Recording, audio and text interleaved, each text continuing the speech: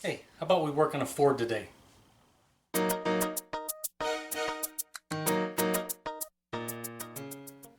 Alright, we got a Lincoln MKX here. This is also the same thing as a Ford Edge, so it'll work on both vehicles. But we're having a problem with the liftgate in the back. Every once in a while, it'll open and then close without going all the way up, or the opposite, it'll start to close and then go back up. A lot of times, just resetting it can fix those issues, and so that's what I'm going to show you how to do today.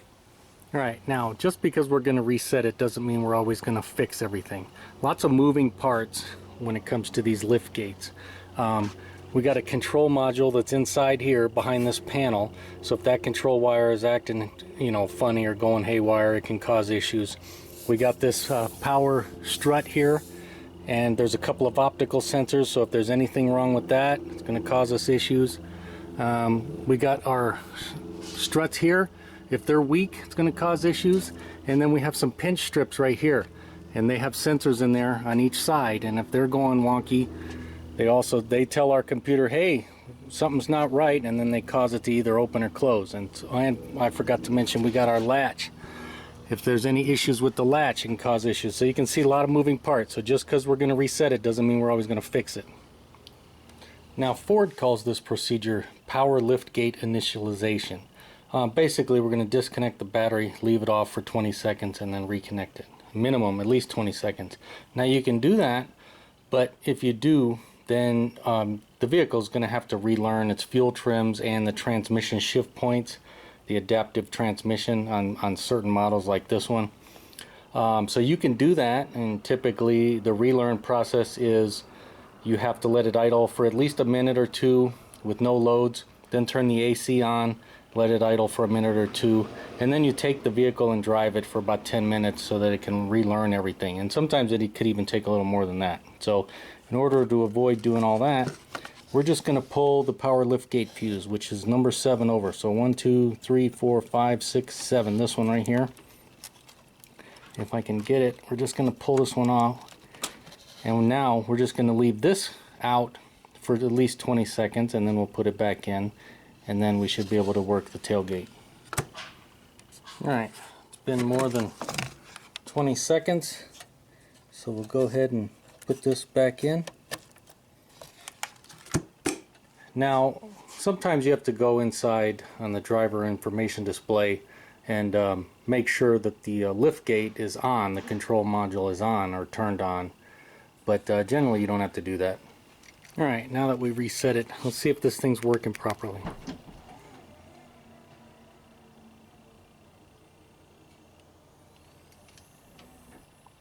Alright, all the way up.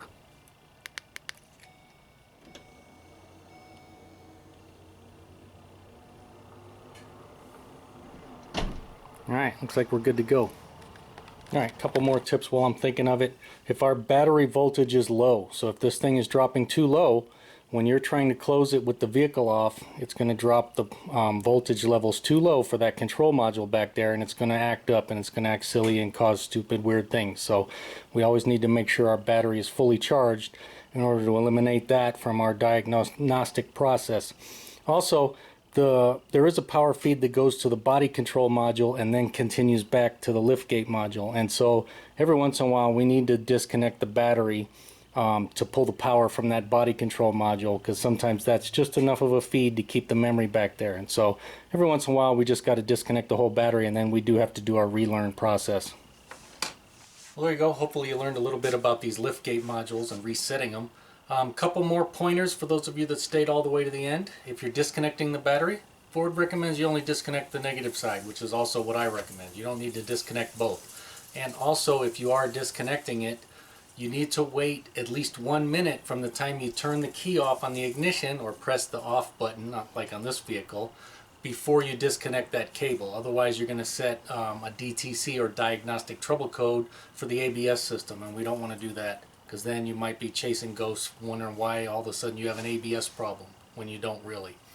Also, when charging the battery on these, there's a battery monitor through the body control module on these, and whenever you charge the battery, you got to reset it using a scan tool. If you don't reset it with a scan tool, then you at least need to let the vehicle sit for 8 hours without disturbing it. Don't touch it. No buttons or door opening or anything. If you do that, then the computer can kind of relearn it again. But generally the accepted practice is you got to use a scan tool to do that. But in any event, hey, hope these little tips helped, and as always, thanks for watching.